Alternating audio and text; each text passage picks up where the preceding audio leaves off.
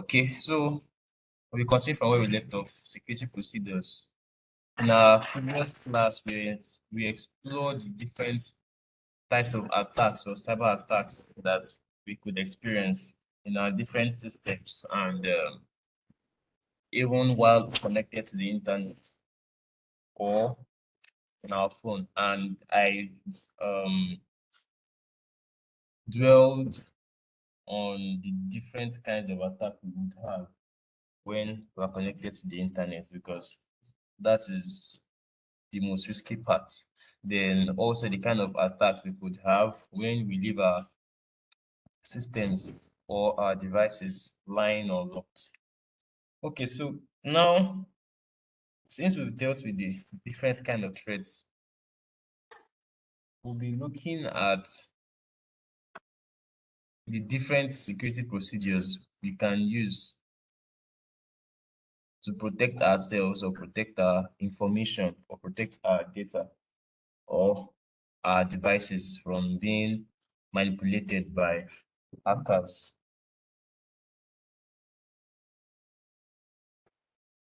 Okay, so first off, what is security policy? It's actually a set of rules that ensure the security of your network, security of your data, or the security of your system. And it's constantly evolving. And this evolution is as a result of the evolution happening in technology. So it's actually created by a committee of members consisting of management and IT staffs. So, and it is up to these persons to implement these security policies. So, you should understand that your policies will always identify the required um, the assets that require protection, which could be your smartphone or your PC, then the possible threats that your PC that might be available or the possible threats that could happen to your PC or um, the different kind of attacks that you're vulnerable to. So let's look at these different policies.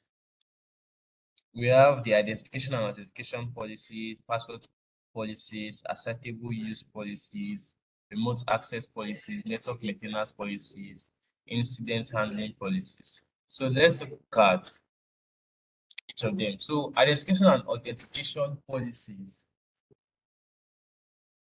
actually outlines various procedures and specific authorized persons that can have access to network resources. So this actually means that for everyone to access a network, they are actually identified on the network. So, which means that since you identify on the network, there's always limits to the kind of access you can have on the network or the freedom you can have on the network. So this happens so that we don't have people breach other people's privacies on the network. If everybody was given that freedom on the network, there will be a lot of breach of privacies. So we also have passport policies. So there are different policies that we would have for passwords. Now, there are requirements. Remember when you want to create a password, let me say for a new Google account, they'll tell you must have capital letter, must have small letter, must contain a symbol, must contain a number or a digit. So at first, when passwords were first created, that was when we were creating Yahoo Mail, Gmail, and the rest. I think that was the first time when Yahoo was actually much more global than Gmail, I think. Because after then when I created my first Yahoo email, created a password.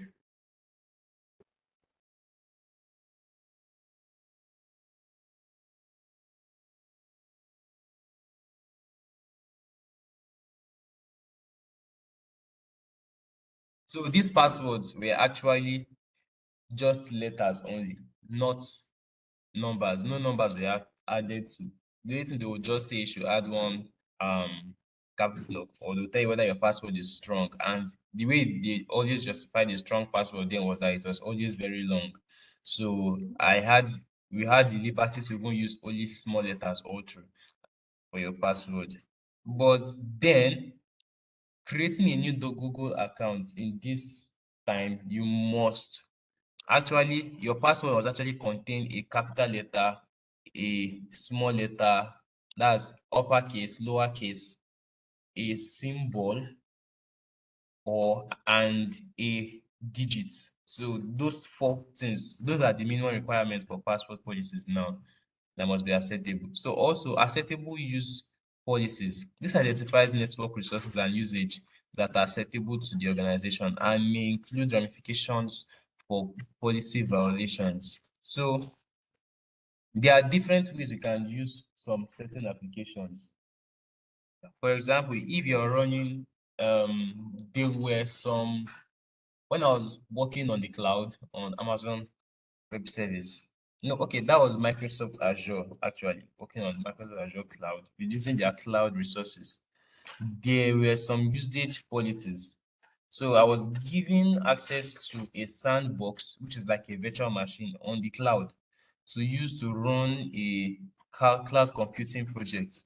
And there were acceptable use of policies, which means that although it was possible for me to carry out other activities with that virtual machine online, with that sandbox, but in the terms of agreement and acceptable use policies, it was stated that that virtual machine should not be used to carry out any other project, because there was actually almost unlimited resources in that virtual machine.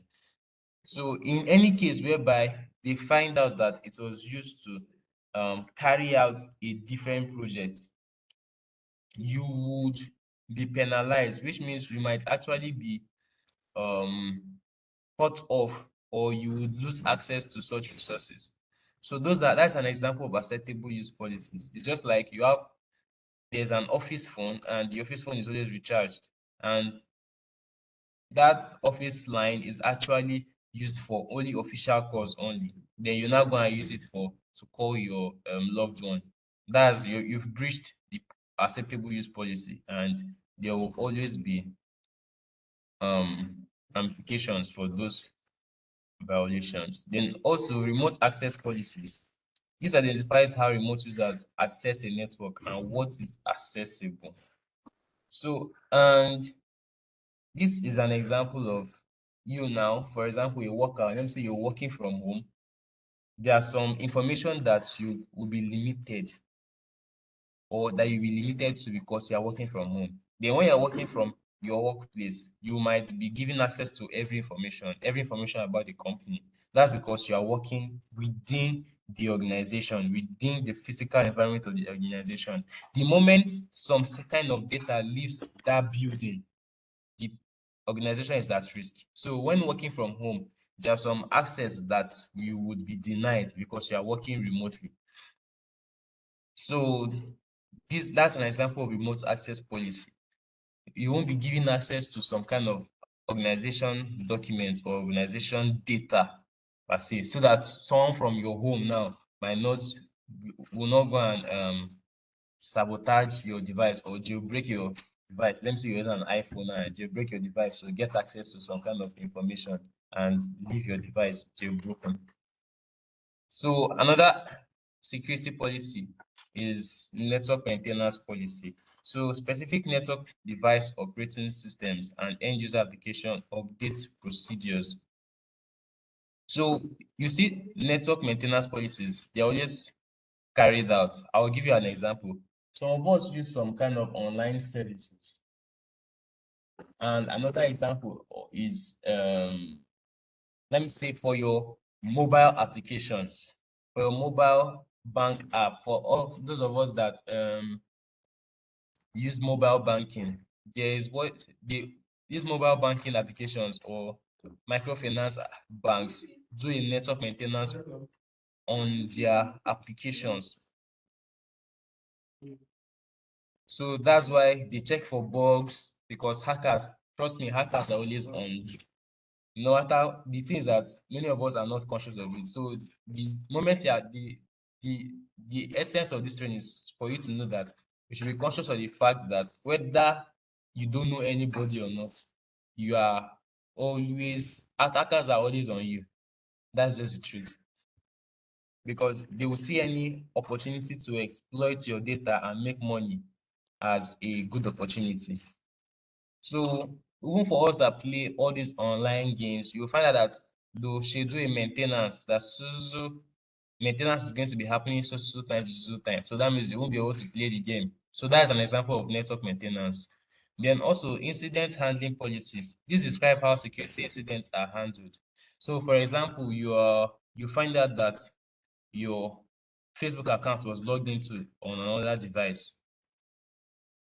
What are the different policies that would, or the different procedures that the Facebook IT officials or staffs would take in order to recover your account? That's an example of incident handling policies. They are professionals. They actually train persons for this. I actually took an exam on pager duty for incident response. So incident response is actually a cybersecurity um certification that gives you an edge in the cybersecurity space. So you'll be able to handle incident response or different incident policies. So it's a lot actually, which I cannot start explaining now. But just know that it describes the different procedures whereby um these steps will take in order to remediate or rescue you from such problems. Okay.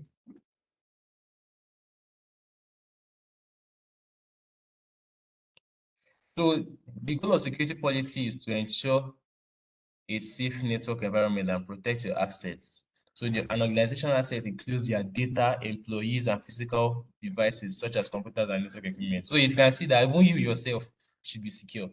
So an organization is responsible for your security. The organization where you work is responsible for your security, and the security, the way they secure the staff, staff is different from a low staff. It's different from the way they will secure a higher staff, because a higher staff has more data that the company has in his own memory. So that's why you find out that sometimes you will see it in a movie, say they kidnap so person working for an organization so that they can even torture the person to deduce some kind of information that they might need to attack or implicate some organizations. So if you are building a company tomorrow, just know that your workers should be captured into your security assets, or you should provide security for your workers. Then the security policy should identify hardware and equipment that can be used to prevent theft, vandalism, and data loss. So there are so many equipments that can be used for these purposes, which we'll be looking at later. So example of those security include physical security. So we know physical security, for example, if a computer is taken from an organization, the data is also stolen or was lost. So physical security involves securing access to an organization premises, then access to restricted areas, the computing and network infrastructure. Just like you go to the bank, there are some rooms you are not allowed to enter. There are some rooms that you can't even peep. You don't even know what is inside. You can't peep to know what is inside. You won't even see window.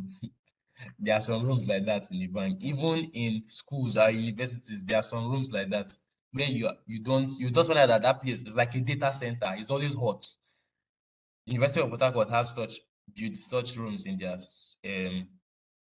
Senate building where it's just data. It's like a data center where you see a lot of servers where they store their data.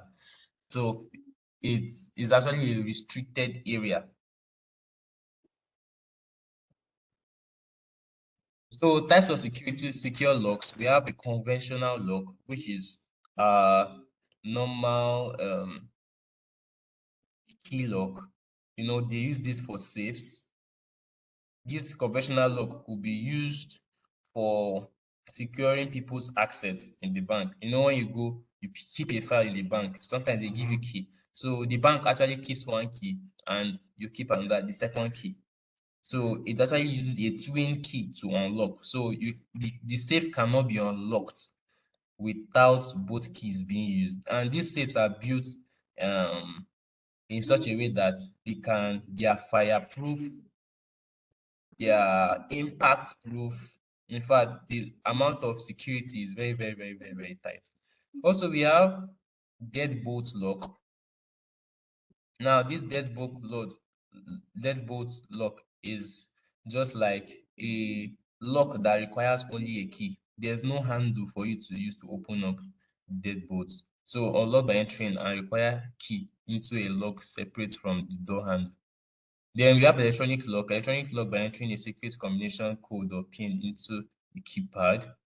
Then we have token-based locked, unlock by swiping a secure card by using a near proximity reader to detect a smart card or wireless key fob. Then biometric lock, that one requires a fingerprint or biometric to open up. Then multi-factor lock that uses combination of the above mechanisms. So it actually use a combination of maybe a deadbolt and biometric, electronic lock and biometric, or token-based lock and biometric. So you can see some kind of locks that require your fingerprint and your eye scan.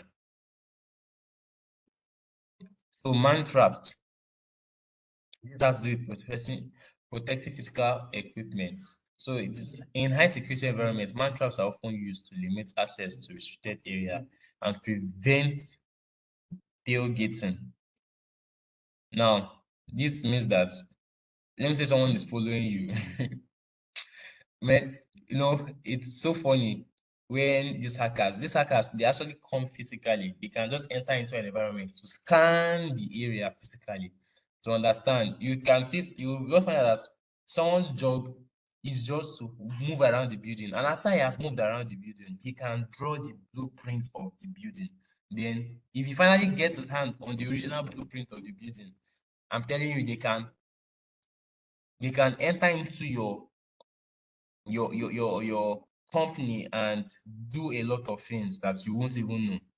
They'll find out the camera blind spots. They'll find out the amount of loopholes you have in your rooms, in your company.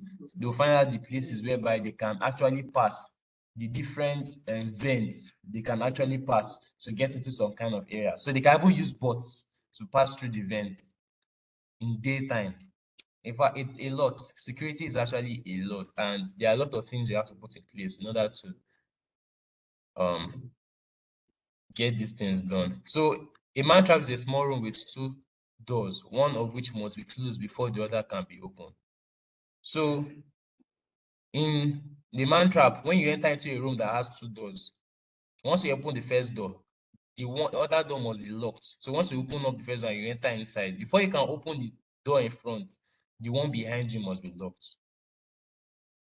So typically, a person enters the man trap by unlocking one door. Once inside the man trap, the first door closes, and then the user must unlock the second door to enter the restricted area. So you can see let me put on my uh, laser pen. So you can see this is the restricted area.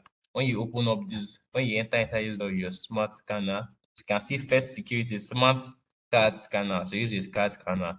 So it's only one, let's assume it's just the CEO and the secretary that has access to this door, or the CEO and the CMO that has access to this secure internal area, to the data that is here. Maybe a file, a specific file that contains the company's blueprint, contains the company's goal, the company's future plan for the next 14 years. They kept it in different files. This kind of documents, they don't keep them in soft copy, they keep them in hard copy.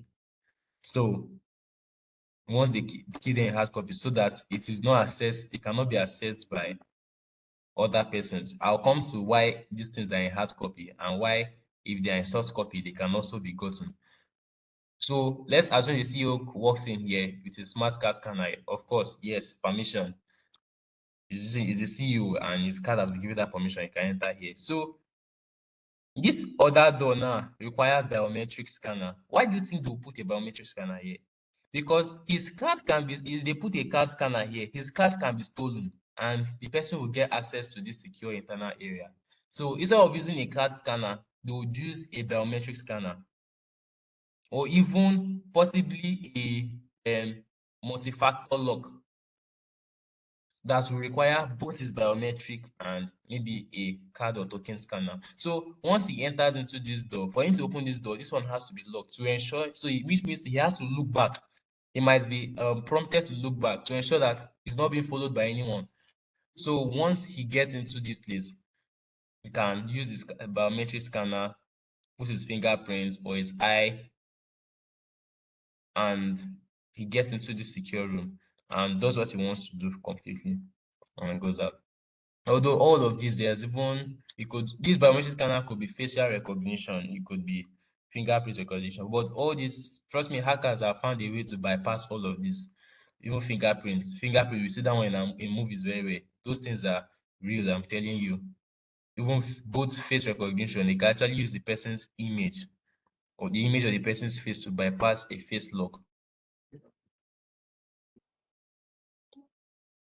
So protecting physical equipment. Now, securing computers and network card. The organization must protect their computing and network infrastructure, including cabling, telecommunication equipment, and network devices.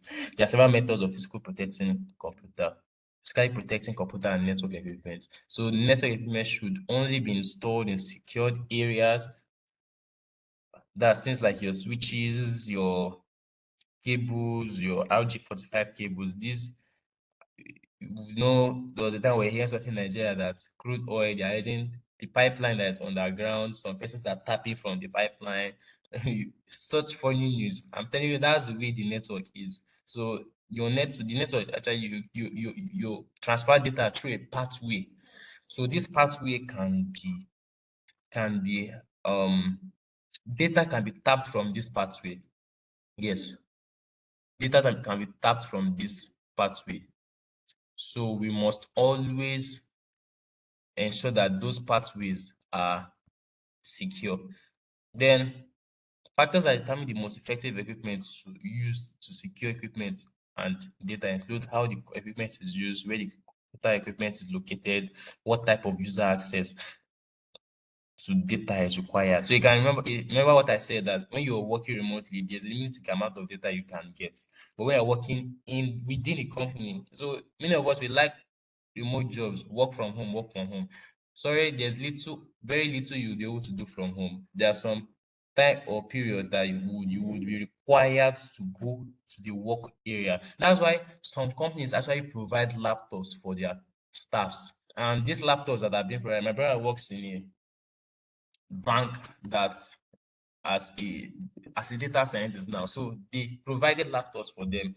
And this laptop now, he can't actually use an external drive or plug anything that is not belonging to the company to that computer system. If he does, he's going to be locked out of the computer system immediately. So that is actually a security procedure to ensure that data is being protected, because a lot of information is on that computer system. So there's a limit to the kind of site it can go. In fact, it's never allowed to do external browsing apart from the company. So these are policies. These are policies that have been stated to secure the company's information. Even there are some places that you work, you are not allowed to go anywhere. You are not allowed to go anywhere. You don't go to any bar. You don't just go to any eatery to go and eat. They will tell you, don't worry, we'll bring food for you. We'll bring, what do you need? A vehicle, we'll buy a vehicle for you. Don't enter public transport. We'll provide a driver for you. All this kind of, you wonder why the companies do this. They are spending so much money. No, they're not spending so much money. They are actually protecting their data. So because as a human being, as you're working for a company, you're actually an asset and you are now like the company's property since you have information of the company in your mind. In fact, you can even get a level at which when you resign, you are not even free to move about because you have some kind of information. They will need to change a lot of things to allow you to become a free man again. So data, your greatest asset. So protecting data now. So data is likely to be an organization's most valuable asset. This is what I'm saying. Organization now data may include research and development, sales, financial, human resource. This one human resource, which is the human beings working, the employees, and customer data. So data can be lost or damaged in circumstances such as theft, equipment failure, or a disaster.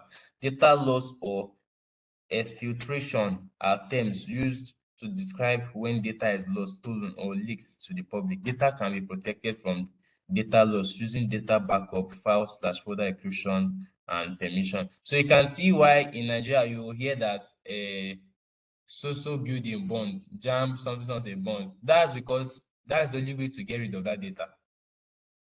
That's the only way to get rid of that data. They tell you snake ate swallow some documents, rat ate some documents. That's because the only way to get rid of that data was for to paint such incidents, maybe fire burning the documents or those documents being shredded. So without those documents being destroyed like that in that manner, you cannot get rid of those data. At least those are physical data. We're coming to soft copy data. So data loss can result in brand damage or loss of reputation, significant cost and effort to recover from the breach, significant cost and effort to notify affected parties, legal action resulting in fines and civil penalties. You know, when you lose a client's data, you could lose a breach man's data, like go, you pay out of your nose to recover those data. So loss of revenue, loss of customers, loss of competitive advantage. File and permission. Permissions are rules you configure to limit folder or file access for an individual or for a group of users. So users should be limited to only the resources they need in a computer or a network. This is known as principle of least privilege. So you would see what I was talking about. When, for example, you are working at home, there's a limited amount of information you would be able to work with. So there are different kind of permissions. We can have full control. Full control sees that the content of the file or folder, someone with full control, maybe an administrator, will be able to see all the contents of the file or folder, can change it and delete existing files and folder. You can manipulate. You can create new files and folders, run programs in a folder. Then someone with access, the highest access to modify, means that he can change and delete existing files and folders. But he cannot create new files and folders. You can see that the full control is of a higher priority than the modify permission. So let's look at read and execute. So this person now that has the read and execute permission, it can only see the content of an existing file or folder and run programs in a folder. So he is not permitted to edit, to delete. He's not permitted to create new. So there's another one again, when you have the ability to just read, the permission to just read. So you can only see the contents and open files. So you can only read. You don't have the ability to edit or execute or modify. So another person now will write. Now you can only create new files and folders, make changes to existing files and folders. So data wiping, data destruction now. Now, under data destruction, we have data wiping magnetic media. So protecting data also includes removing files from storage devices when they are no longer needed. Simply deleting files or reformatting the drive may not be enough to ensure your privacy. Software tools can be used to recover folders, files, and even entire partitions. For this reason, storage media should be fully erased using one or more of the methods listed in the figure. So the data wiping software, also known as secure erase, you can search them online. Software tools specifically designed to overwrite existing data multiple times, rendering the data unreadable. Now, let me explain this. In computer engineering, or there's a law in physics that states that data can neither be lost nor destroyed. So the same way in computer engineering, every data that has been stored to your flash drive, let me assume you have a flash drive, a 2 gig flash drive, any size. Whatever you have saved in that flash drive and you have deleted, even if you deleted it 700 years ago, it can be recovered. It can be recovered. I mean, there are tools for doing that. One of them is Recuva, RECUVA. So if you actually lost a file before, you can actually recover it with that software. So that software actually scans the drive and brings out the older files that are within it, or that have been saved on it before. So you can actually save multiple files and keep deleting, because you can actually recover them if you want to. So now this data wiping software, actually what it does for our magnetic drives, like hard disk drive, is that it overwrites the data. Now, let me explain why it overwrites. For example, let's say I save an image of myself, a private picture of myself with or just a private picture of myself that I don't want anybody to see. And I have it. Once I store it on my flash drive, it has entered the flash drive. It can be gotten by somebody because I've saved it there once. Now, but if I want to destroy that particular image from that flash drive, what I'll need to do is that I'll create another file with the same name and save it to that flash drive. So when I save it and I delete it, it's going to overwrite the previous one, which means that look as though I have edited the file. Just like a text document, if you don't want anybody to have access to what you had in that text document before, you edit the data inside. Let me say you wrote your name before, you erase your name, write something else, and you save, right? So that's what this software does. It overwrites the file. So which means that when somebody now tries to recover that file, it's not going to see that private picture I was hiding from people. It will now see the new one. So also we have the Gaussian wand. So this consists of a wand with very powerful magnet, which is held over exposed hard drive platters to disrupt or eliminate the magnetic field on the hard drive. Hard drive patterns must be exposed to the wand for approximately 2 minutes.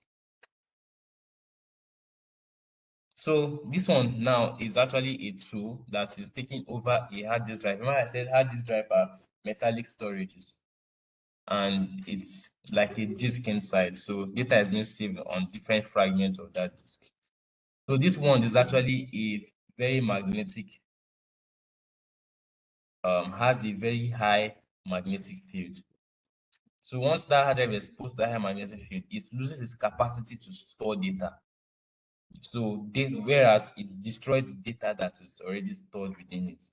So we have another one, electromagnetic degaussing device. So useful for erasing multiple drives. Consists of a magnet with an electronic circuit electrical current applied to it to create a very strong magnetic field that disrupts or eliminates the magnetic field on a hard drive.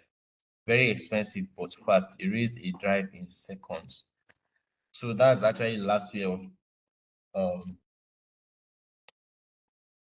erasing data permanently on a drive.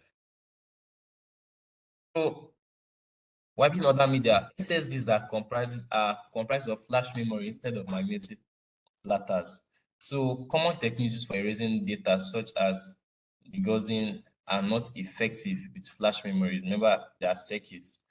They are not magnetic storage, SSDs, and your flash drive. So perform a secure erase to fully ensure that data cannot be recovered from an SSD and hybrid SSD. So you can see that secure erase work in the sense that that data will be overwritten severally. Other storage media and documents include optical disc, eMMC, USB stick, and they must be destroyed. When you have an optical disc, you see it even in movies. They want to, you watch all these CIA movies a lot. When they finish working on something, on a project, on a hard drive, what they will do, they'll just throw it inside the oven or burn it so that it is destroyed. And once that thing is destroyed, they cannot never ever recover that data. So use shredding machine or incinerator that is designed to destroy documents and each type of media. So you can use an incinerator to burn all those. You can see what I was saying. Heat does a lot. Heat actually does a lot. Then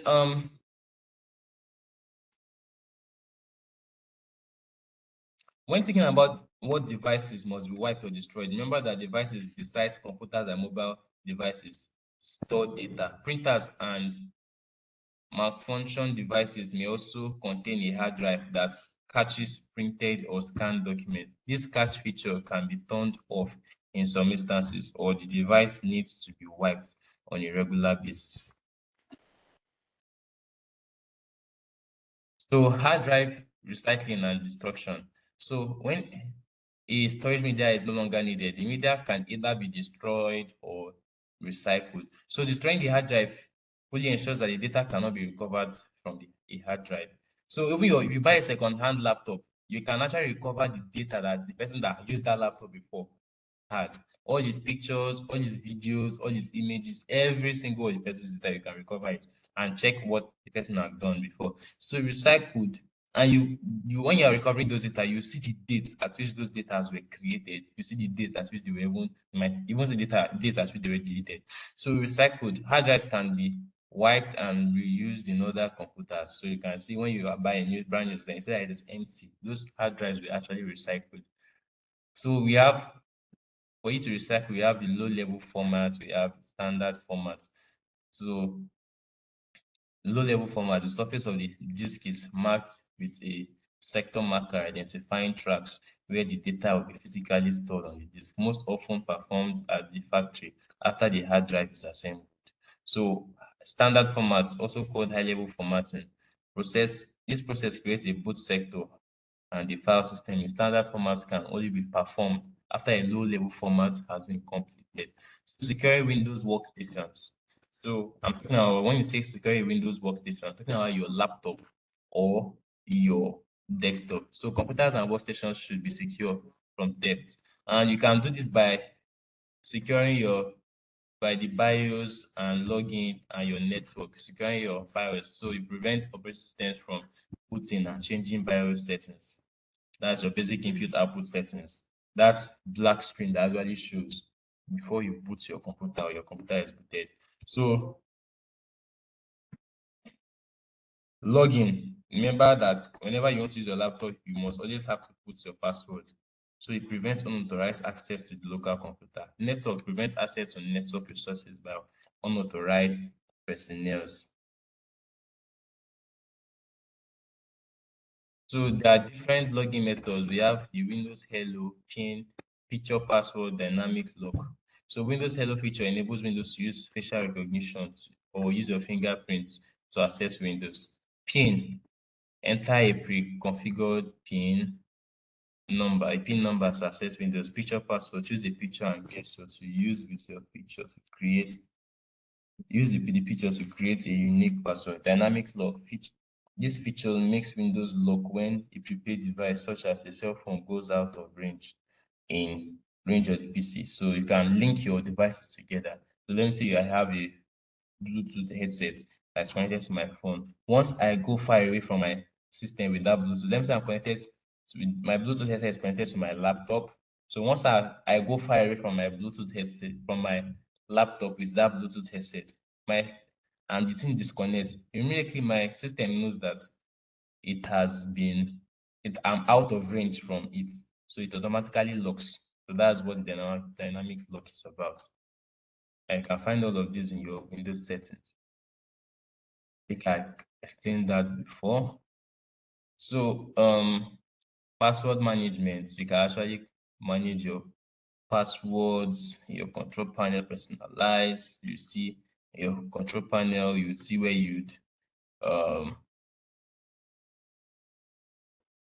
access your screensaver and the rest. So you can always choose when your computer locks, choose when your computer goes to sleep. All of this I explained this the previous time. So usernames and password. Usernames like password are important piece of information and should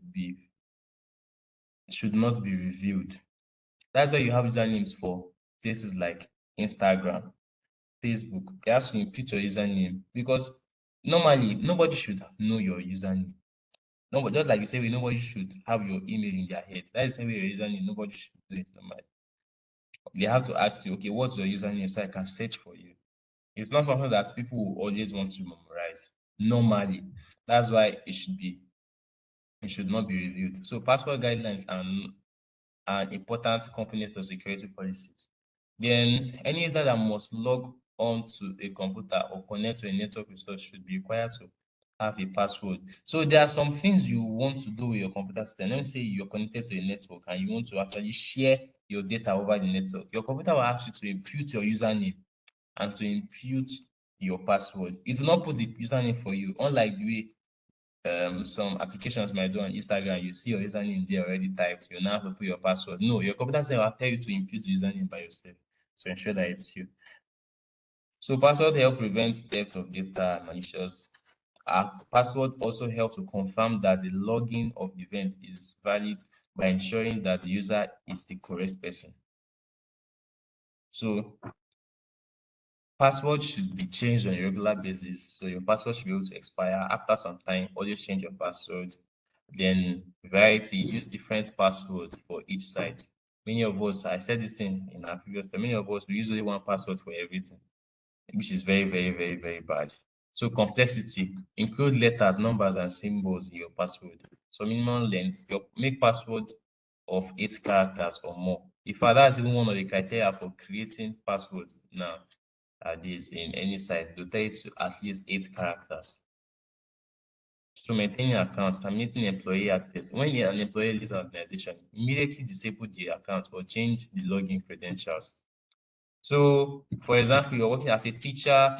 Once you leave the school, what the school should even do is that they should terminate your access to the documents. Some schools, Nigerian schools, for example, I won't want to say some Nigerian schools, their school email which they've given to their students are still functioning up to date. Someone that graduated over 5 years ago can still use his student's email for some things or for some transactions in different sites, which is not supposed to be so. So guest access, special guest accounts for temps and guests with additional privilege can be created and disabled as required. So you can always create access to guests, create a guest account on your computer system. Remember, I showed you how to create more than one user. So you can just name the new user, create a new user, guest, and limit the amount of access that account has on your computer system. For example, we would not be able to the guest should not be able to install applications to your computer system.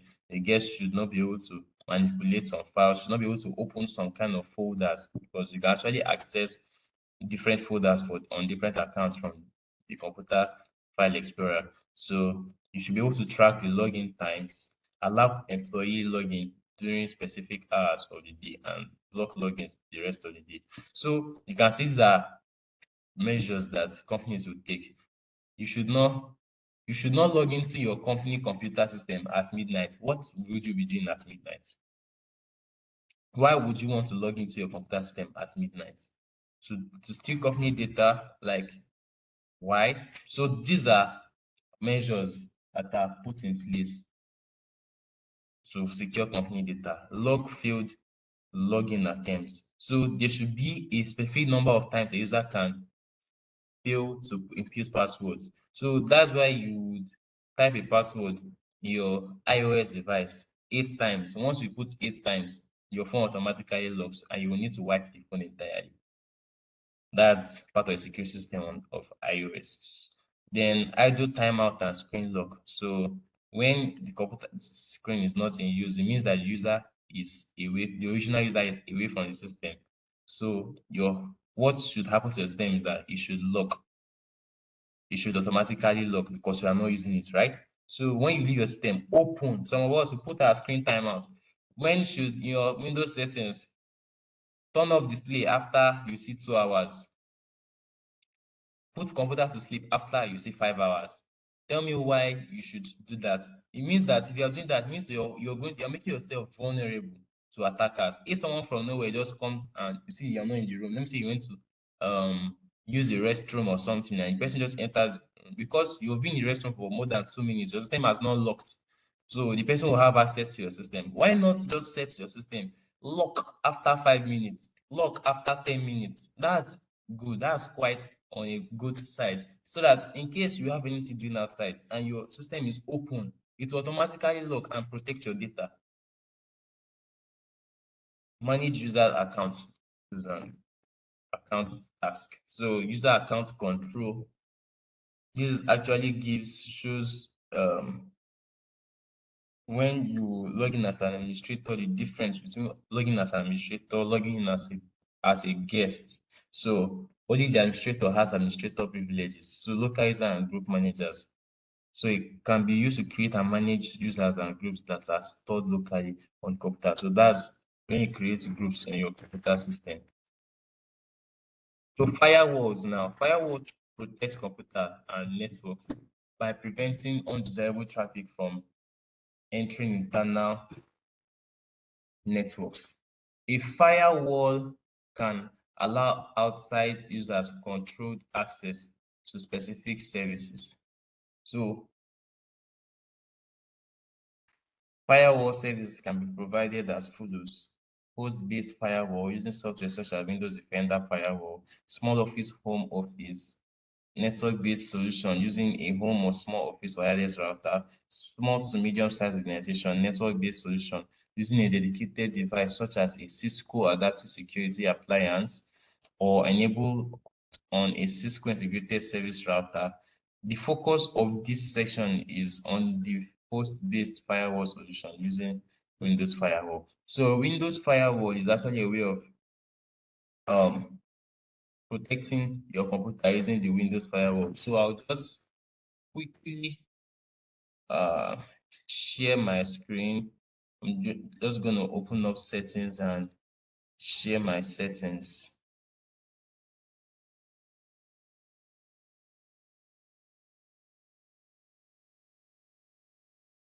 Okay, so I guess you can see my computer settings now. So you see what is called Windows Privacy and Security. So when I open Windows Security, so you can see open Windows Security. This is actually another application on its own, which I'm going to be sharing the window now again. So this is Windows Security, right? Please, can I get feedback? Can you see my Windows Security screen? Yes, sir. I see it. All right.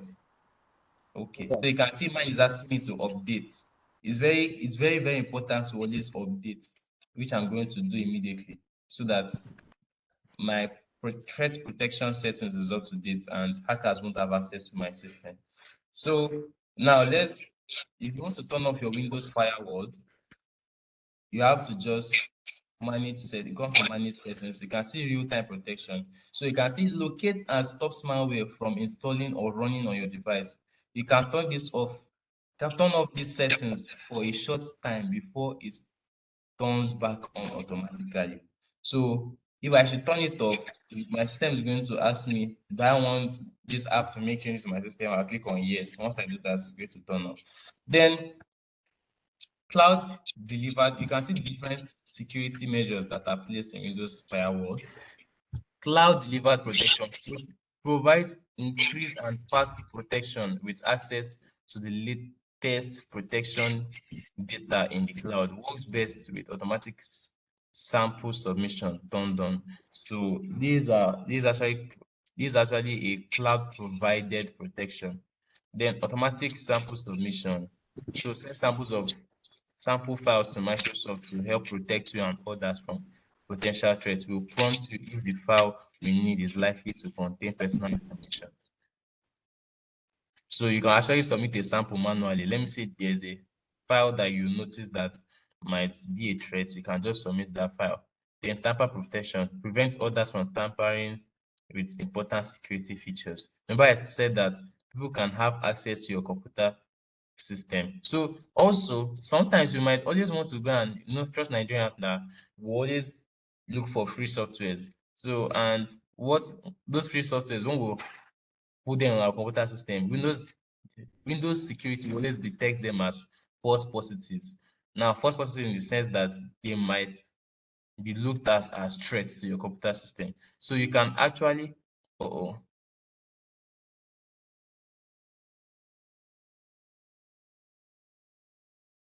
restart it now.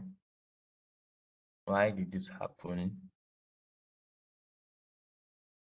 So there are different threats that Windows Defender will always detect those applications as threats, and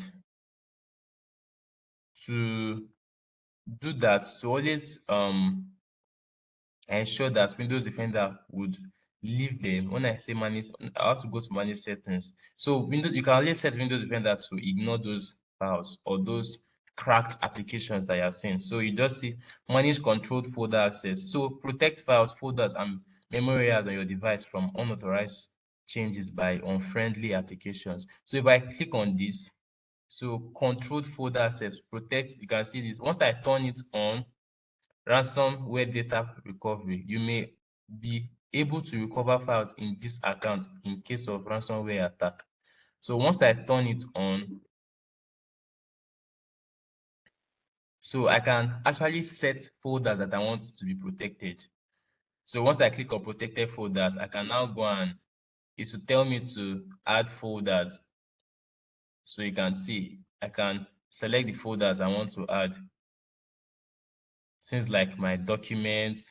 So my document is already added, my pictures, my videos. You can see there's public, there's users. Public now is actually a user, but not my main user. So my main user is this one that is having user there. So public is the one that when I'm connected to a network, the one that people will have access to. So this is a folder or like a user people can have access to once I'm connected to the internet. So I can drop files in this place, in this public account, and people will have access to them and they can copy it if they want. But that of my user is protected. So let me just go back. Then also now, for us to stop Windows Defender from detecting a file, let me say we download, you're gonna download a crack, a software crack. Now you don't want Windows Defender. Windows Defender, like I said earlier, will always detect them as false positives, which means it will detect them as threats. So you can make Windows Defender not to always keep those folders when scanning. So once I do that, so you can see add extension. So I installed the software actually for grabbing videos from online. This internet download manager, and it grabs videos online. It grabs files online, files that you might not even be able to download normally. So this application actually helps me to do that. It works with a browser extension, which I'll come to later. So once I want to add exclusion, I'll just click on add an exclusion, go to the folder, select the folder itself. So this is actually a folder. So when I click on add, you can see you can exclude the file, you can exclude the folder. So I excluded the entire folder because the folder actually contains some applications that will enable me that Windows Defender would always want to block normally. So I don't want Windows Defender to block those folders. So I added to block those files. So I added the whole folder as an exclusion. So Next, let me stop sharing this one.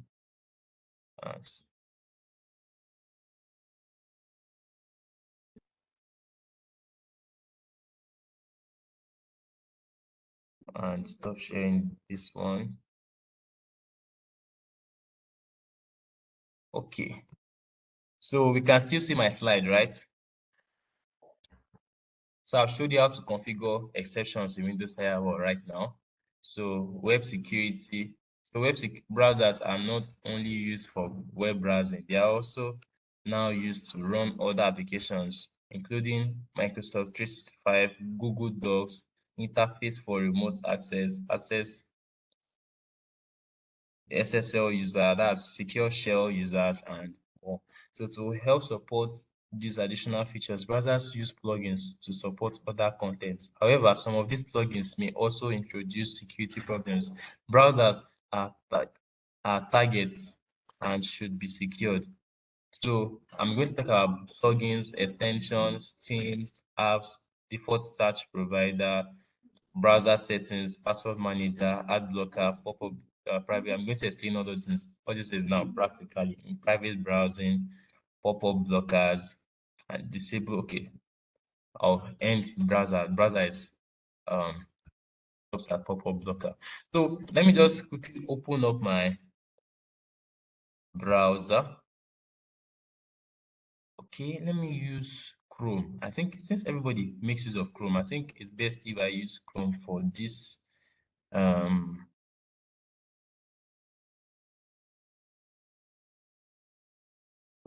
Let me use Chrome for this. Okay, so I'm just going to close back my Firefox. All right, my Chrome is open. Let me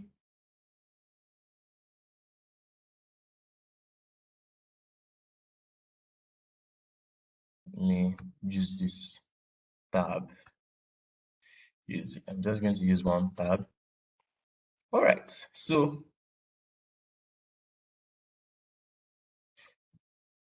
so I guess you can see my Chrome screen, right?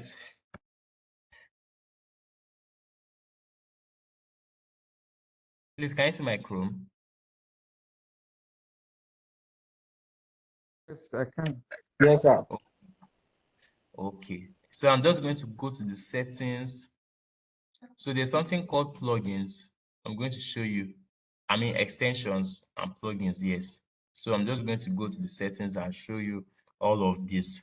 I explained on startup how you can your autofill, you and Google requires you to sync all of your browsing history, all of your web pages, everything. So because I'm signed in here, my every of my browsing data, even if I buy a new laptop and I open Chrome on the laptop, once I sign in, every of my browsing data will come back. Even my Chrome theme, you can see my Chrome, the way it looks like black and red, it's going to look like that on that new laptop. So privacy and security, so you can see it here.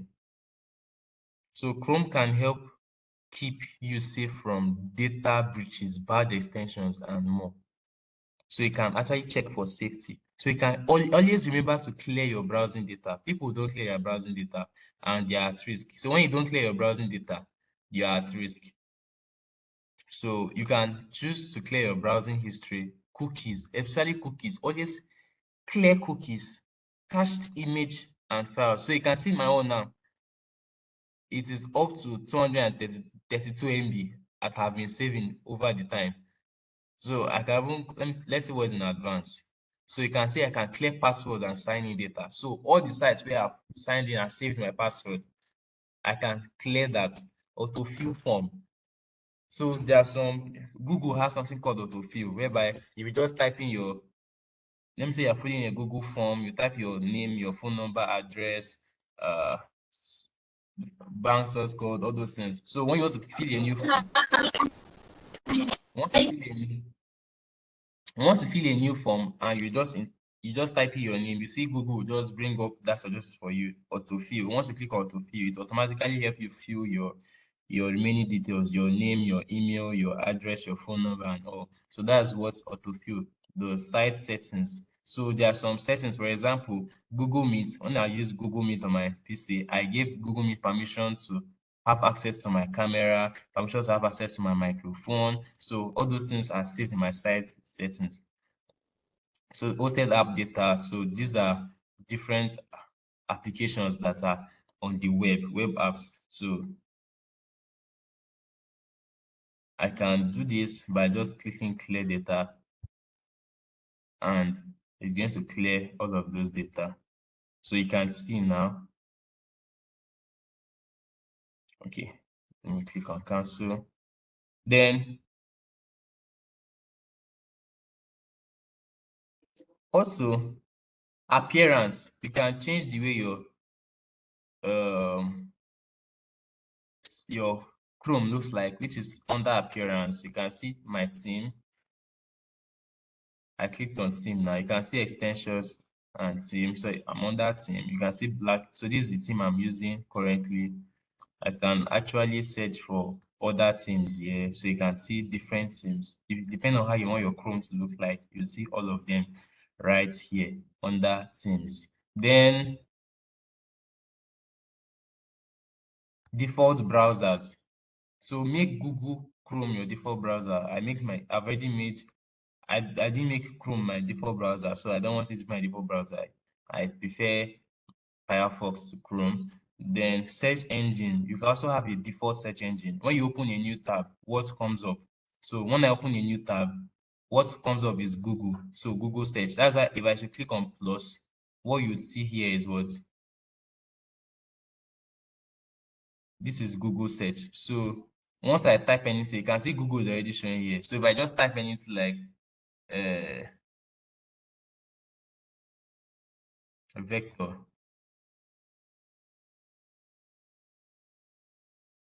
you see that it's going to open Google Sites for me. You can see that. So let me change it now to another one. Let's change it to Bing. Bing is actually produced by Microsoft. So I'm going to close this. Let me close this also. So once I click on this, so you see now, you're going to see the difference. Once I search anything, the vector, so you can see Microsoft Bing. You can see how that works, right? So that's I'm going to change it to Google. I prefer Google because Google, many people use Google, so Google has a lot of data. Then what other thing have I not covered? Okay, pop-up private browsing, browser settings, extensions, and plugins. So we're gonna cover that now.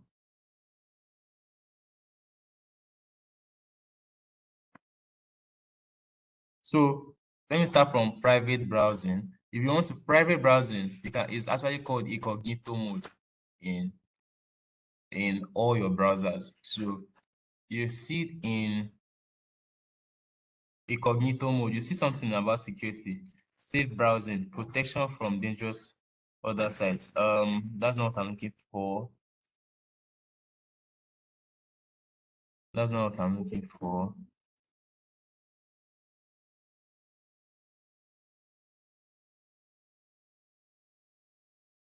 There's a particular information I saw earlier that I wanted to use.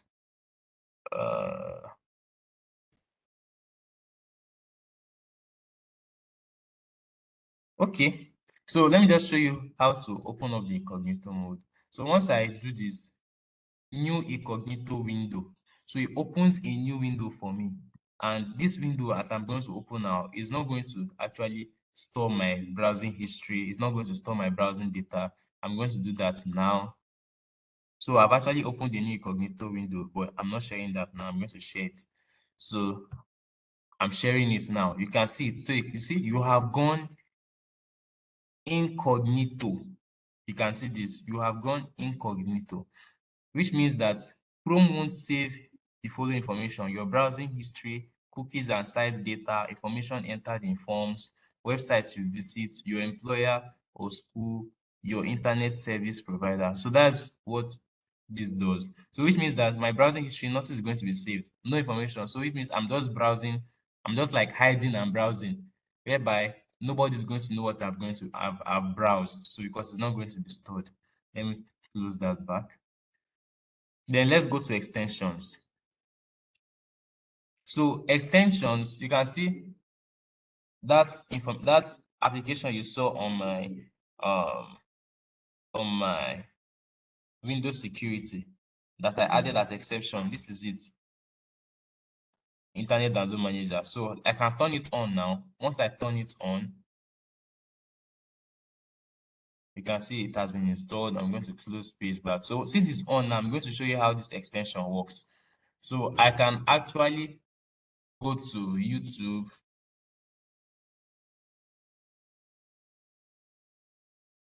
Hello, sir. Yes, I'm listening. Yes, I'm listening. Yes, sir. Sir, I think some of us have our laptop here and we want to actually go over this. I think you're too fast. You can Okay, please slow that's down so that we can follow. okay. Just Yes, sir. because of well, thank God I'm recording the class, so you cannot steal. Some of the recordings, we don't used to see your sharing the laptop that you're sharing on the record. So I don't know. Some of the recordings I've checked, I didn't see that. Seriously, please, you just tell me those ones. You can highlight them on the group. Okay. All right. So I actually, so you can see now that Internet Download Manager. This is actually how the plugin works. So if I'm viewing any video at all from anywhere, it will also show me how I can download the image. You can see download subtitle from this page. If I should open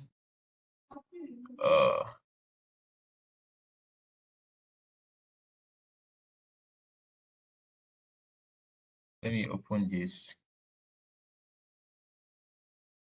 Okay, this is in Facebook for me. Okay, that's live. All right. Let's see.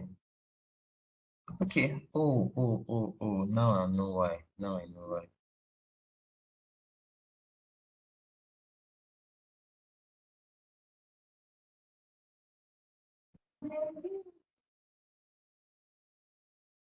Okay. So that was a different account. That's not what I wanted to use. All right. So I just clicked on a random video. So you can see that the extension has already popped up here, which allows me to download this image. So once I just click on it, I'll be able to download this video that's playing on YouTube. And although there are other ways to download videos on YouTube, you can also do research about that by yourself. So that's how extensions work. So there are extensions that can secure you when you have things like an external security software on your system. Some of these securities are like AVG antivirus, Norton internet security. They come with extensions that help you monitor your web browsing and stop people from penetrating your system without your permission. All right, so I think that should be all about extension. Then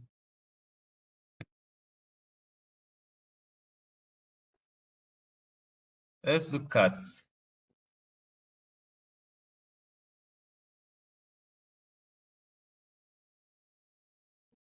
still under security.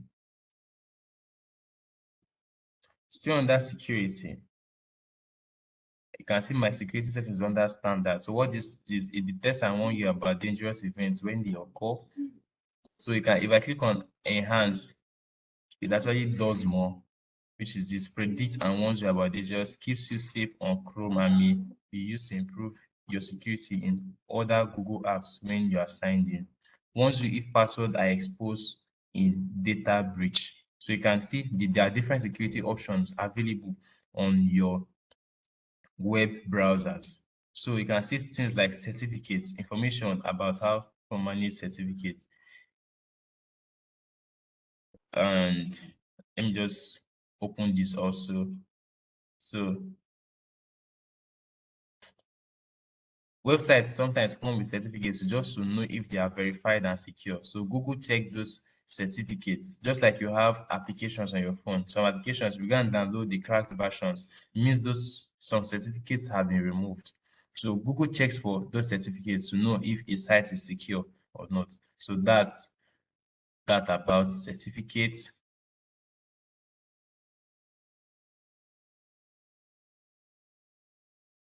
Then I don't think I've shown you passwords. So that should be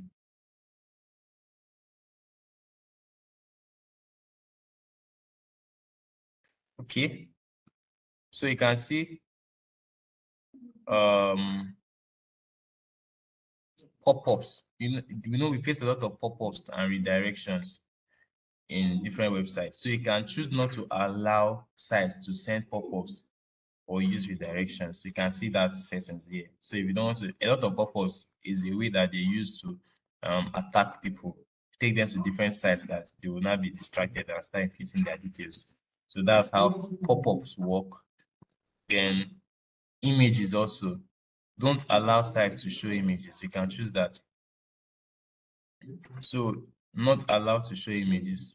You can choose sites that you don't want to show images. You can add those websites that you don't want to be showing images so that they can, for security reasons, also let me say our children use our systems. So you can choose to do this also.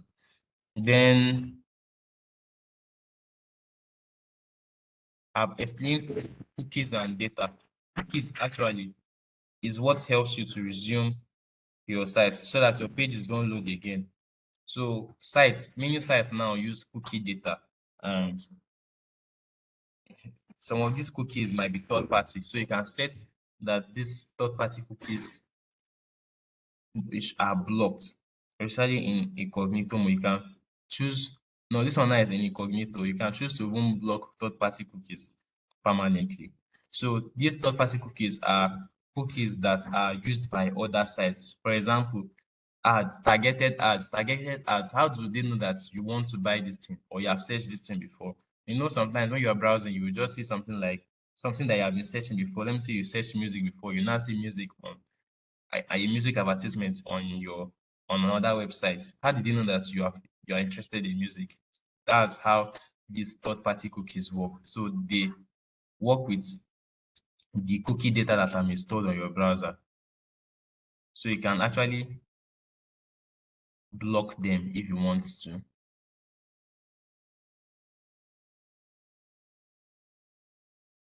Then there's one other one I'm looking for. That should be passwords. I know okay, password manager, yes. So password manager actually saves, you can see all the passwords that have been saved on my system. So someone that has access to your computer system can actually breach your computer system and check you for your passwords and use them. So once someone have your password, for example, let me see my version, my Bible app. So once I open up my Bible app, you can see video is asking me for my PIN. So once I put my PIN, it's going to show me where I can show the password. So once I click on this, my password is actually going to show. I can actually even copy up to the password if I want to. So that is that. So I think we are almost done here.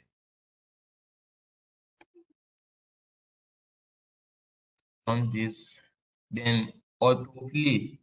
Let me now show you how autoplay works.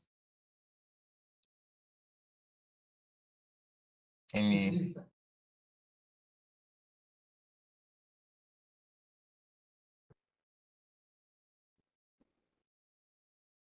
Now, autoplay works like this.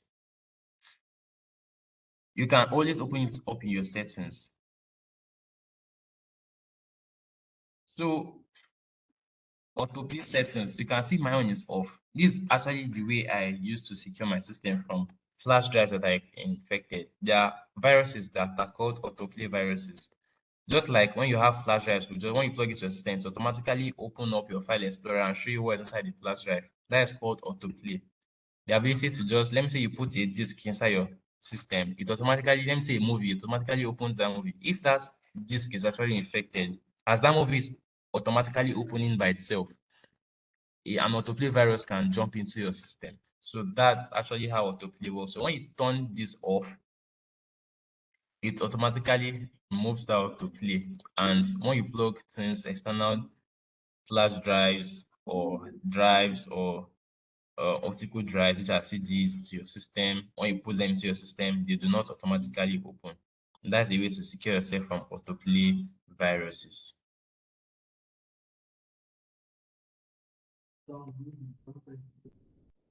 So basic troubleshooting process for security. So just like you have been troubleshooting, identify the problem, establish a theory of probable cause, test the theory to determine the cause, establish a plan of action, verify a full system functionality to know that a system is working, document findings and action. So you ask open-ended questions and closed-ended questions. So common cause of security problems: virus, Trojan horse, worm, spyware, hardware, malware, phishing scheme, password compromised, unprotected equipment rooms, unsecure work environment. I explained this in our previous class. Common steps to determine cause: disconnect from the network, update virus and spyware signatures. Remember, I was updating my Windows security. Check computer for the latest OS patches and updates. Always update your system. Always update your system. Search for Windows update in your settings. Reboot the computer, log in as administrator and change a user's password, secure equipment room, secure work environment, enforce security policies. So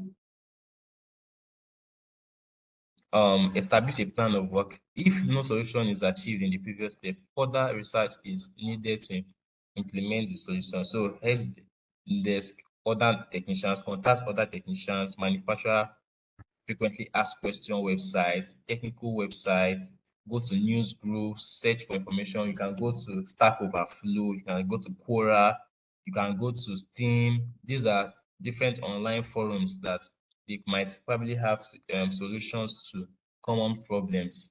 Then verify after you have finally solved the problem of the virus.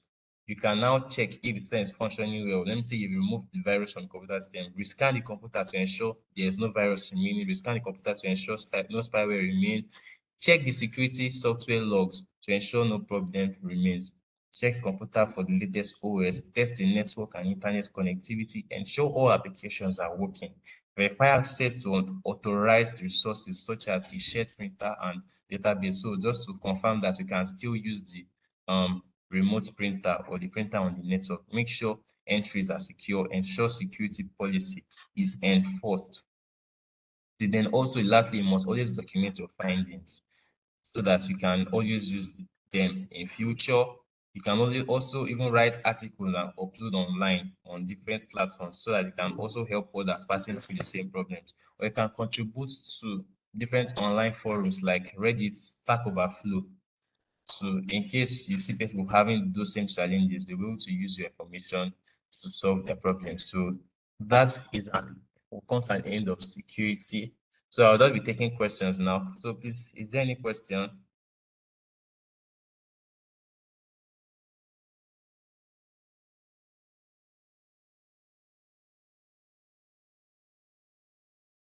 Yes, sir. Good afternoon, sir.